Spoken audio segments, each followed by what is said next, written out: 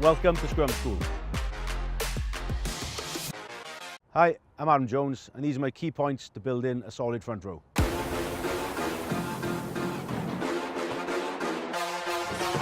These are my key points to building a solid front row.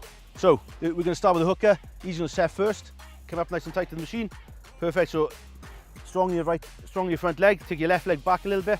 We don't want to be too cramped on the engagement. Loose head bolt on, tight head bolt on. Both pull the shoulders through. His hips are nice and tight. The loose head's hips are nice and tight. We don't need any of this, our bums moving out on the side, because we can't put any power from the second row, from the back row through us, squarely through the machine. They need good posture, so they've got their traps back, looking forward, so they're not slouched back. On the crouch, nice slow crouch down, hooker taking the weight, and then on the bind, that's when it becomes important. So tight edge needs to go nice and high, loose head low, and you've got to take a lot of weight through the bind, yeah? It's all about transferring the bind these days. With these big, nice, juicy pads, we've got to be looking aim for the Rhino, yeah? We can't be aiming here because we're too high. Hookers especially, two props there, good. Let's look for this next one. Let's look down the Rhino, yeah?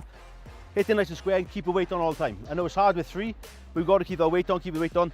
These are giving us a lot of resistance, these elastic bands, but the less we come back, the better, yeah? We stay jammed down nice shape.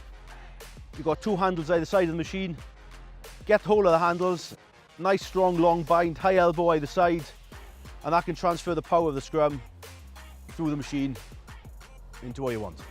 Are we all nice and tight in the hips? Up your head. So key coaching points, hook will set first, loose head, then tight head on, pull your shoulders through nice and tight, but most importantly staying square, keeping your hips nice and tight. Good posture, so you haven't got to round it back, you're lifting your traps back together. When you're on the crouch and in the bind, you're using the handles to transfer as much weight through the machine as possible. So when you let them go, you're over your toes and you can hit the machine as hard as possible, keeping the second rows behind you and transferring the power through the middle of the machine square.